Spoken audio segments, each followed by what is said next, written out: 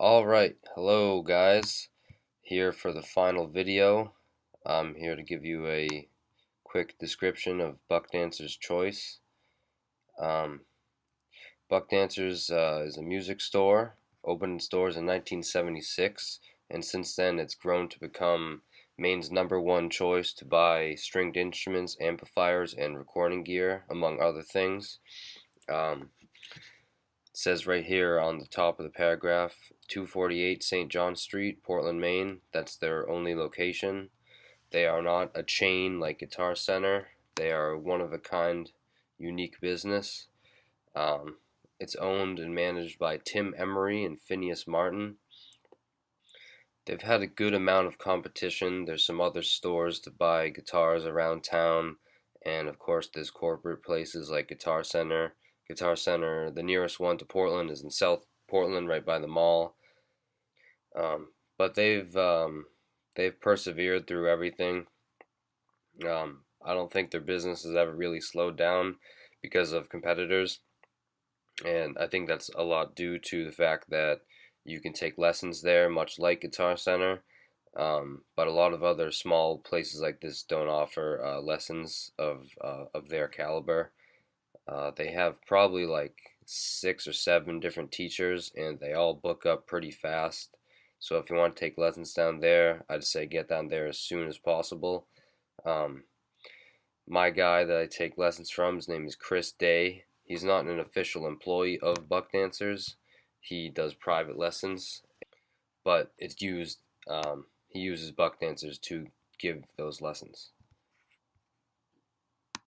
And now for the SWOT analysis. This part was actually the most fun part to do. Um, it was cool to list out all these things and actually see them all at once. Some positive things and some negative things right next to each other, side by side. Um, I would say that the strengths definitely overcome the weaknesses, but with all businesses, there is always going to be some weakness. And as for the strengths, well, they're well known for over 40 years. A lot of their business is just from word of mouth. I found out about them because I live right down the street and I just happened to drive by one day. But there's a lot of people that I talk to that have never really seen them on social media, which is a big problem with them. But a lot of people just know who they are, what they do, and where they're located, which is huge. Um, Huge selection of instruments, the best I've ever seen. Very friendly, open, welcoming people that work there. They offer lessons there. They're very helpful. They offer repairs on instruments. They have a lot of like spare parts around, and they're not really trying to make a big profit off you. They're just trying to help. They'll charge you obviously for a repair, but their main goal isn't just to walk away with a fat stack in their pocket. They definitely genuinely care about the wellness of your instrument, because of course that'll keep you coming back and buying stuff. Weaknesses, um, extremely expensive items, but you get what you pay for.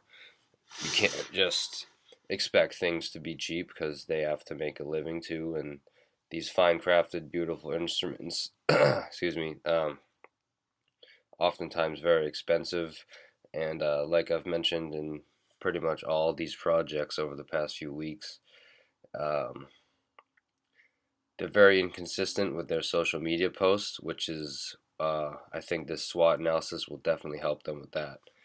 And opportunities kind of builds off of the weaknesses. They have so much room for growth online. If they, shortly, I'll show you the publishing calendar. If they were to follow that or have some sort of structure with that, um, on all platforms of media, they will be doing great. Um, Another opportunity, they buy used instruments. So if you have a guitar you want to get rid of, make that money go towards your next one, they will buy that from you. Um, and as far as threats, obviously right over the bridge in South Portland, there's Guitar Center, which is any music store's main competitor. Um, it's almost like if you want clothes, there's always, oh, I'll just go to Walmart, and a guitar, it's like, oh, I'll just go to Guitar Center. But lately I've been trying to shop small. Um, Whether the price range is a factor doesn't really matter. I kind of like the small homey stores. It's cool to not be in a gigantic building with tons of people walking around. Guitar Center's not bad though. I'm just saying I like Buck Dancers a lot more. And another threat is they just have a once again lack of online presence, but that could easily be fixed. And now for the listening part, Buck Dancers, pretty obvious. They're part of the music instrument industry. That's all they do. They just sell musical instruments. And it was really cool doing some research on this industry. I never really had done that before. And I learned that the industry has an annual revenue of 4.5 billion. But what's interesting is the 20 largest companies make up about half of that revenue, which would probably be Guitar Center and um, online stores such as Musician's Friend. It's a pretty big industry. There's new instruments being sold every day, and it's actually had a little bit of an increase over 2018. Not only their sales have gone up, but also the number of employees that work at these type of stores. We're on to the recommendation part of the project, and I would just like to say that the biggest thing I could recommend to Buck Dancers is to just up their online game.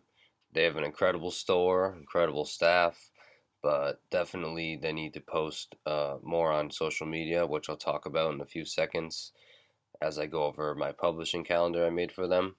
But also not only on Facebook, Twitter, Instagram, YouTube, whatever, their actual website. They actually just recently put up like a holiday sale on the main page, so they definitely have tweaked it a little since this semester has started. But as far as their inventory, it just doesn't do them any justice. They should definitely post some pictures of the rows and rows of guitars they have. Maybe that will reel some people in because it says on the store they have a great selection, or on the online store, I'm sorry, they have a great selection, but you can't exactly see them. So seeing a picture online can definitely draw in more customers.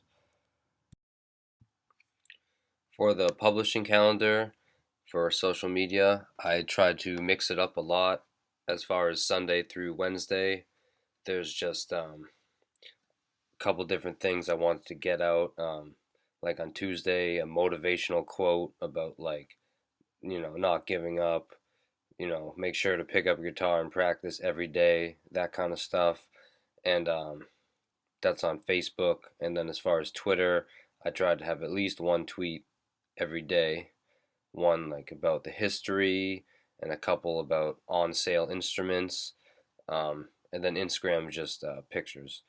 But I really tried to change it up a little bit. But then Thursday we have like a theme, the hashtag TBT Throwback Thursday. But I still try to keep it different. Like on Facebook, just old pictures, just recycling old photos that they've had in their catalogs, and on Twitter, old posts with customers, and then on Instagram, I thought it'd be cool to have a TBT post about famous musicians that have visited Buck Dancers. That would probably just be like one post a day, or maybe every other Thursday. I'm not sure how many pictures they have, but I know that very recently the guys from ZZ Top back in September came and took a couple pictures with the guys. And Friday, it's got all fan photo Friday. I think that's a cool feature to just have customer submitted pictures make it onto their websites. And I thought Stratter Day on Saturday would be cool. Um, I've seen this hashtag pop up from a lot of different accounts that I follow. Um, Most in particular Fender, the manufacturer of the Stratocaster guitar. I just think it would be cool to celebrate in my opinion, in many people's opinion, one of the best guitars of all time. Uh, they have a ton of them there that they sell. So I think that'd be cool to have some old pictures of famous guitarists with their Strats, but also maybe some young kids that take lessons there, holding their guitars, holding their Stratocasters, and also the brand new ones that they have up for sale there. I definitely wanted to keep this interesting. The publishing calendar, I think this was probably the most important part of this whole project. I think if they follow this, or at least have something structured like this, they could definitely gain a larger online following, and I would like to see how that would affect their foot traffic in the actual store, which I think would be very positive. Alright, guys, that does it. Thank you very much for listening. Good luck to everyone.